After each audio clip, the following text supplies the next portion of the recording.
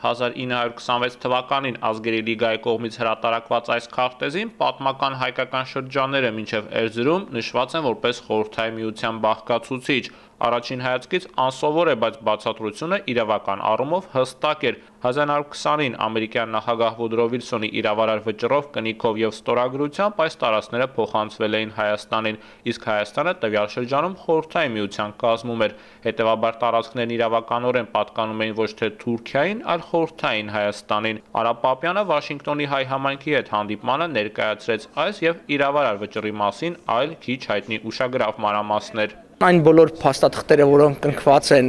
Ամերիկայի Միացյալ Նահանգների մեծ կնիքով ստորագրված նախագահի եւ արտաքին գործերի նախարարի, այսինքն պետքարտուղարի կողմից, նրանք կազմում են այս երկրի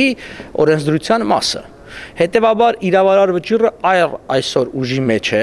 եւ դա փաստվել է մեկ անգամ եւս 1927 թվականին, երբ որ սենատում դրված էր մեկ այլ փաստաթղթի ամերիկա-թուրքական պայմանագրի հաստատումը, որը մերժվեց։ Սենատորները մերժեցին օրինակիցը որպես պատճառներից մեկը նշելով Հայաստան-Թուրքիա սահմանի անհստակությունը։ Երևանում Միացյալ Նահանգների նախկին դեսպան Ջոն Էվանսը հետաքրքրվեց, որքանով է 21-րդ դարի քաղաքական կացությունը նպաստում Վիլսոնյան նախագծի հնարավոր վերադարձին օրակարգ։ Ծագումով Ֆրանսիայի Անրի Տերիելը նշում է, այս առումով հայկական հարցը պետք է ընկալենք առավել լայն համապատկերում։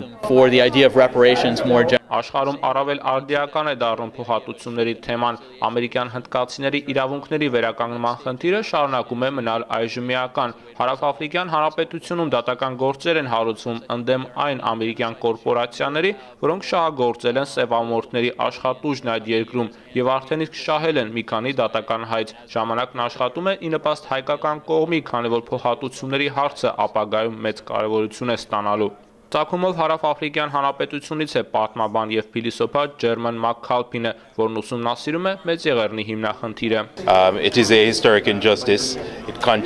Հայոց ցեղասպանությունը պատմական անարդարություն էր, որը շարունակվում է մերժվել։ Փոխհատուցումների համար չկա ժամանակային սահմանափակում, իսկ խնդիրը բացի քաղաքականը կամ տնտեսականը ունի նաև բարոյական մեծ կարևորություն։ Առ այսօր պատմությունից հայտնի չէ այլ դեպք, երբ ամերիկյան նախագահի կնիքով հաստատված փաստաթուղթը այդպես էլ մնար թղթի վրա, նշում է Արա Պապյանը։ Հայկ Արամ Նահապետյան, Հայլուր, Վաշինգտոն։